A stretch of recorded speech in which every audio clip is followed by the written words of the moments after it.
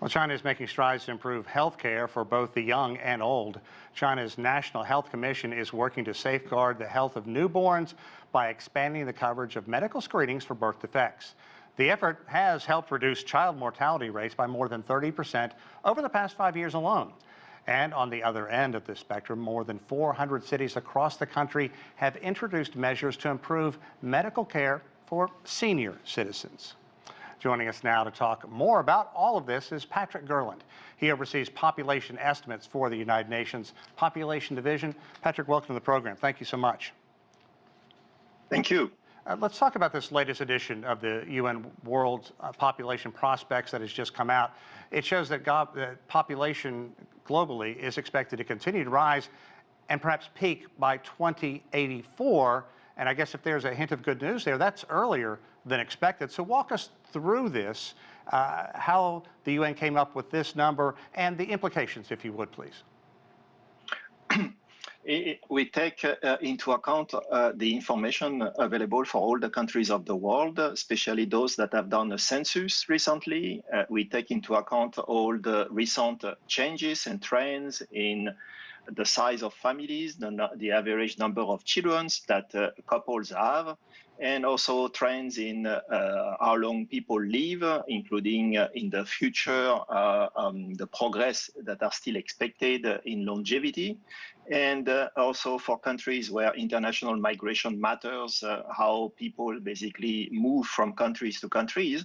And out of all this, we do long range up to the end of the century forecast in trying to predict basically how from today to the next 3 generations, the population of the different countries of the world will change. And based on this, we have many different simulations. And from all these thousands of simulations, we focus on the middle one, the one that we think is more likely to be happening.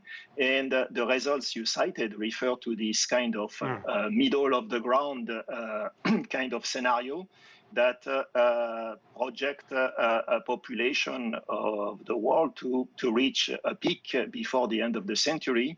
Okay. And in this context, can you repeat the last part of your question? Just the implications of it. What do you think the good, the bad, and the ugly of all this could be? Well, we are about 8 billion today. This would lead to maybe about 10 billion by the end of the century.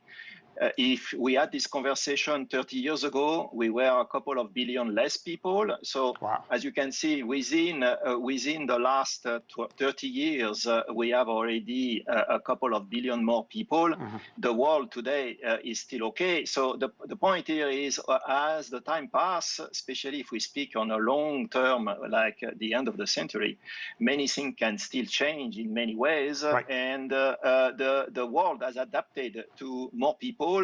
In terms of the economic development, businesses like to have more people. Okay. But locally, it also means for some countries, it can create some challenges. How do you deal with having more people in certain places in terms of providing services?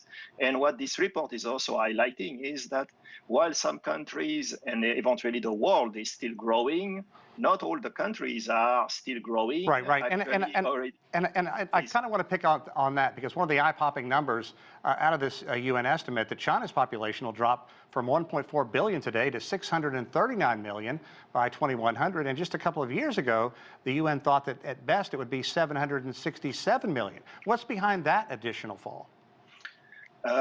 These kind of updates are related to the recent changes that have been experienced in a country like China, where within the last decade, the average number of children, families have been declining relatively very fast. And in the most recent data available for China, the number is about 1. And if this number of children basically continue for most of the century, basically you can do the arithmetic in your mind.